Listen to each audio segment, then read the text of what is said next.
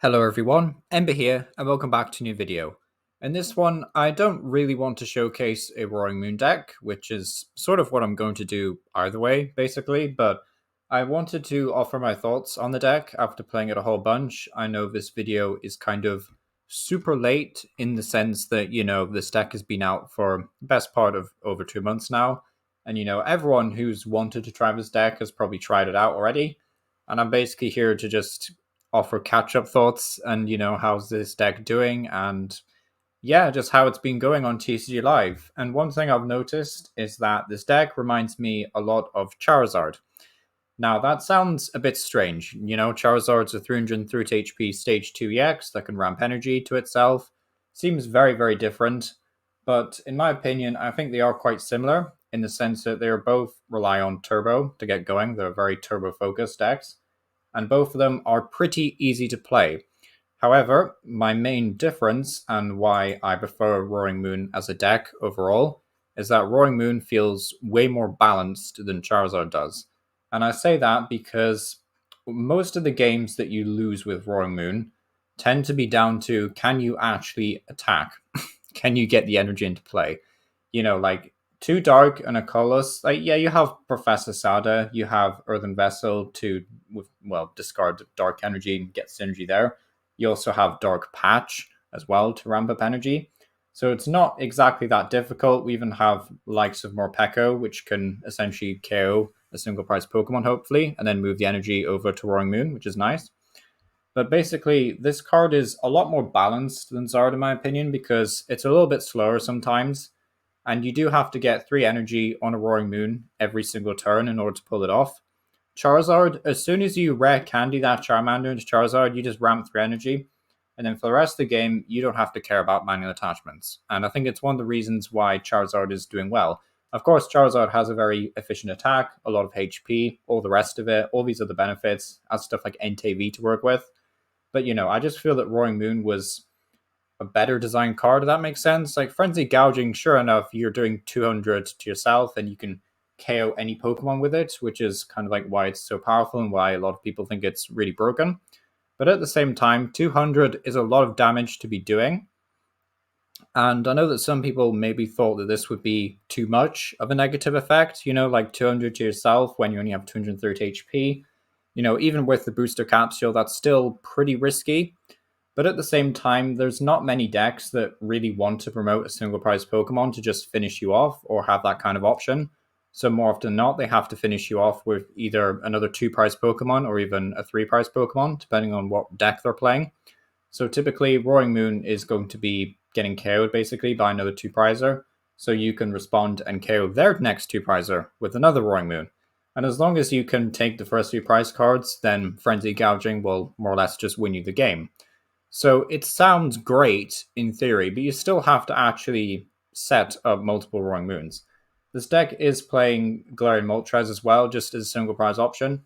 I might actually cut this out of the list because I haven't really used it at all.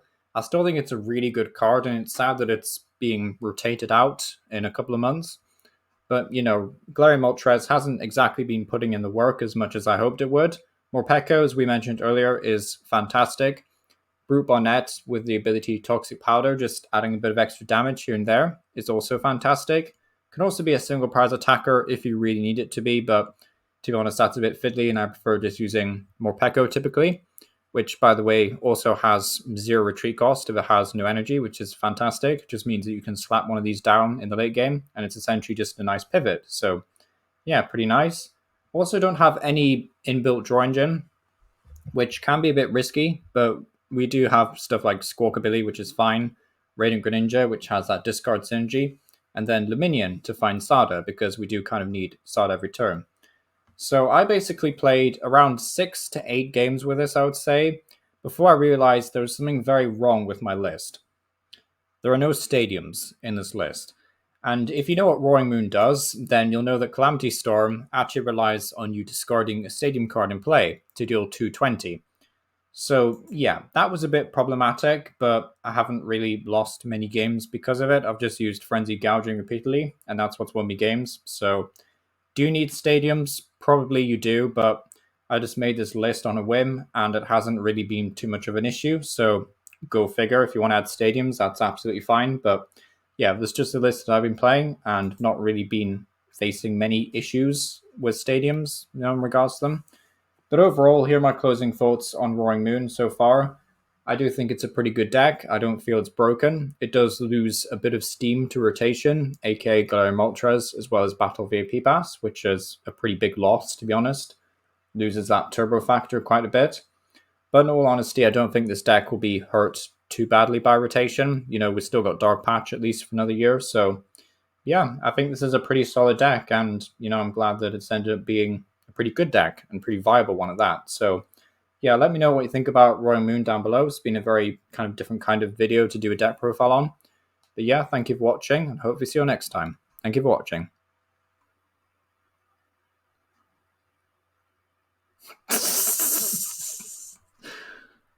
Well, I mean, 3 Dark Patches. At least we can attack next turn.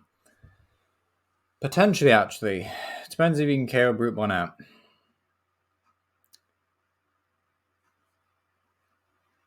I would like it if he did not KO Brute Bonnet, though. Wait, how much damage am I even doing? 120? It's like nowhere near enough.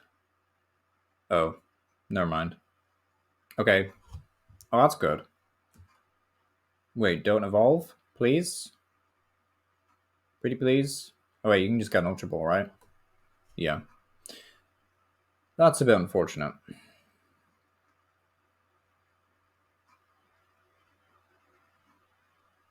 Right, all we need to do is top deck a Nest Ball or Roaring Moon, and we can get some revenge. That's all we need. If we can do that, then we're good.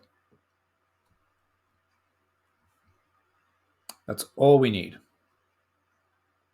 I know what this deck wants to do. Oh, it's perfect. That's just perfect. Right. Please load. Don't crash.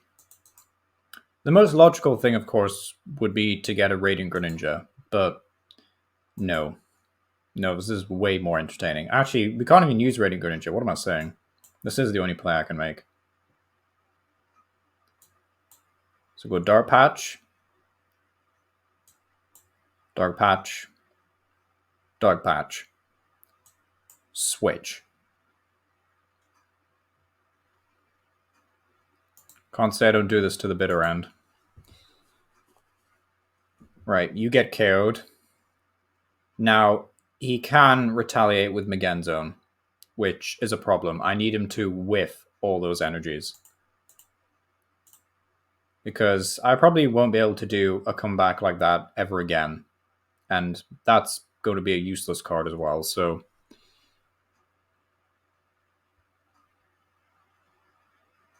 Energy Recycler, okay, so he's probably going to get it. It's unfortunate.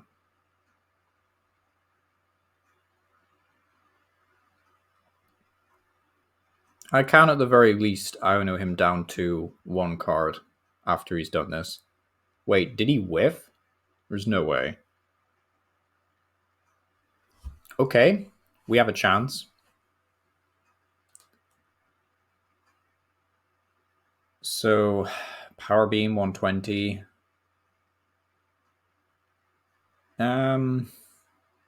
So, okay, what's in his hand then?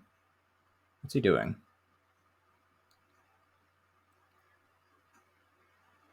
Why can't I play? Oh, right, okay. Yeah, I can't play that card. So do I even attach a Dark Energy here? I could probably do, right? Yeah. Just attach there. Well, I honor him back down to 3, and then we go to 2. Great. It's exactly what I needed. So I don't think we will win this game. But then again, he might not be able to KO us after we do this. So I'm going to SD and pray he has nothing.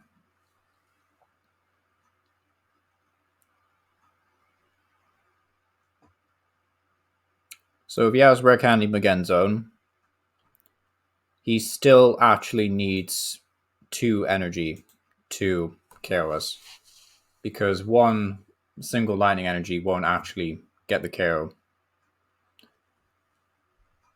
So we might have pulled off a comeback, but it's looking a bit sketch.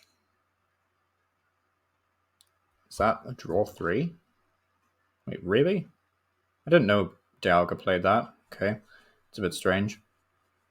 Oh, I have forgotten that Magnemite can also just evolve into Metal-type Megenzone. I was too busy thinking of the Megenzone EX that sometimes played in this deck. I guess he can just use Power Beam to do 130, so... I mean, he might just have the combo in hand. I don't know. If he does and he's just prolonging the game, that's super annoying, but... I mean, 7 cards in hand, he might not have it. It might be asking too much. Metal Energy. Does he have it yet? Wow. Wow. Wait. There's no way.